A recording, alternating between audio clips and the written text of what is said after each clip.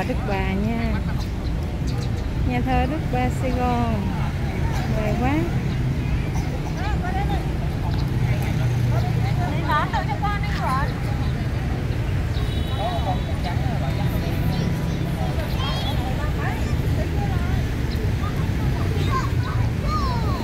Thương quá à. Ăn đậu xanh gà mê ghê.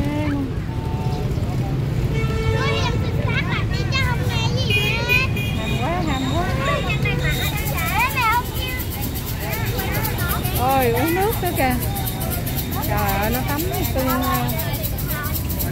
Bồ câu tắm, bồ câu tắm.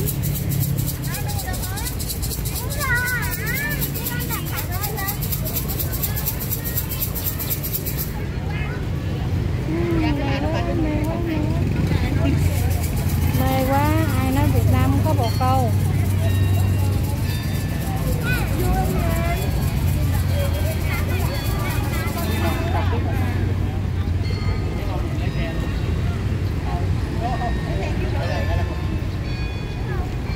Sao anh không quay phim em? Lấy điện thoại ra. Không chụp hình gì hết anh. Ôi đẹp quá trời đẹp. Có xe buýt đi nữa nha.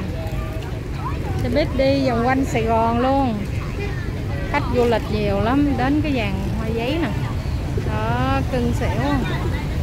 Cái vàng hoa giấy này nổi tiếng ở Sài Gòn nha. Cái sake nữa. Hoa màu gì con? Hoa màu gì á? Hoa màu gì? Hoa màu gì?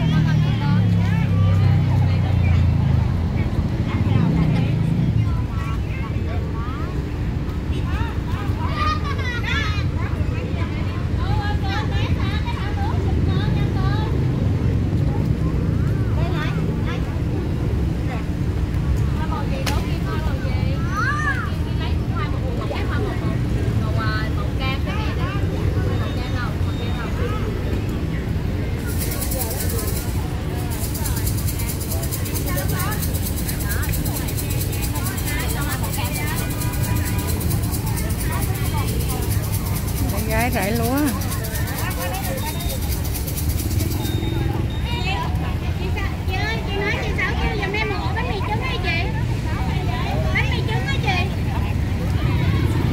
Thương quá, dễ thương quá.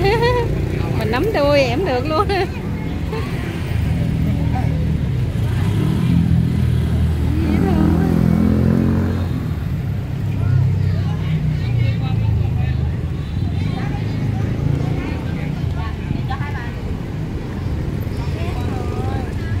Du lịch đến tham quan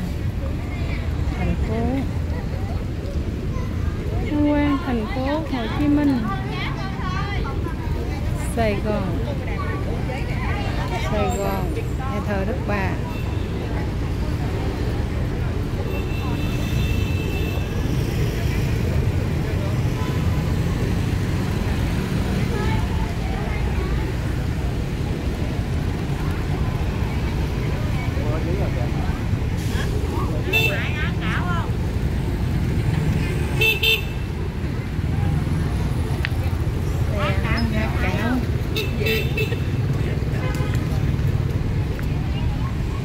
Hàng Tường Vi quá trời đẹp.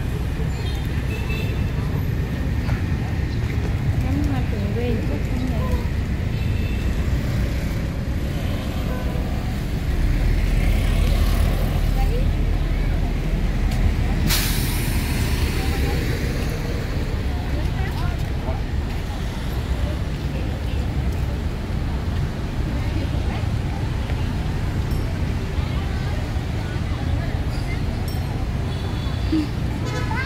Cho bộ câu ăn mê luôn à. Cho bộ câu ăn mê luôn.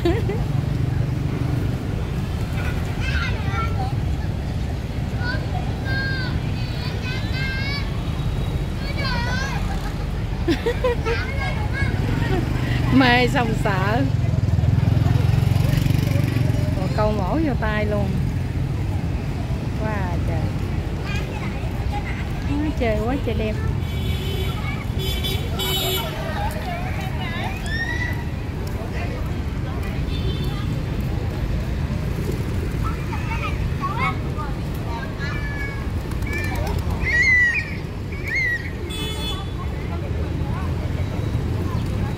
Trời ơi, con bồ câu đó cái chân nó ngộ quá ha.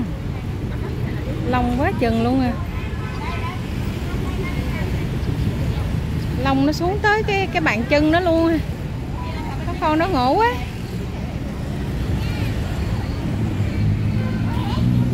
Đó, nhảy vô tắm.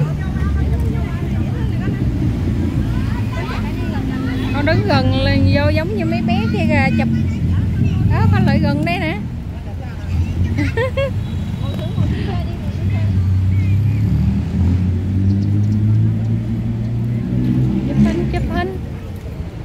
Chụp hình quá trời đẹp.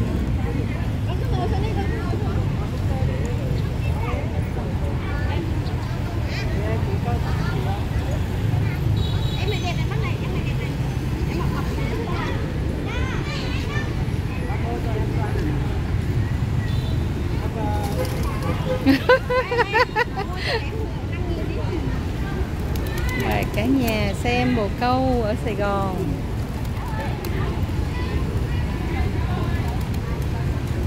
Nhà thờ Đức Bà Sài Gòn, nhà thờ chính tòa Đức Bà Sài Gòn. Wow, trời bồ câu luôn.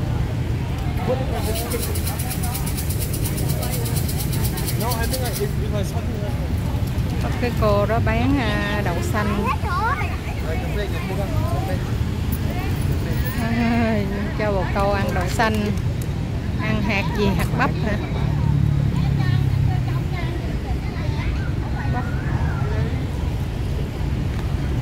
Chúc xích vô chúc con.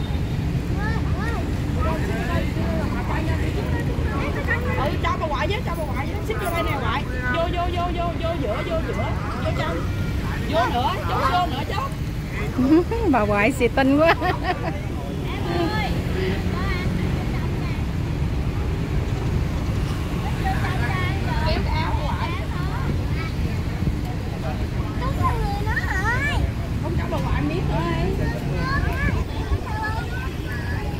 Con ngồi xuống, con để lên tay nó lại. Đúng rồi. Bà ngoại ngồi xuống luôn, bà ngoại ngồi xuống luôn. Ngồi xuống, con ngồi xuống.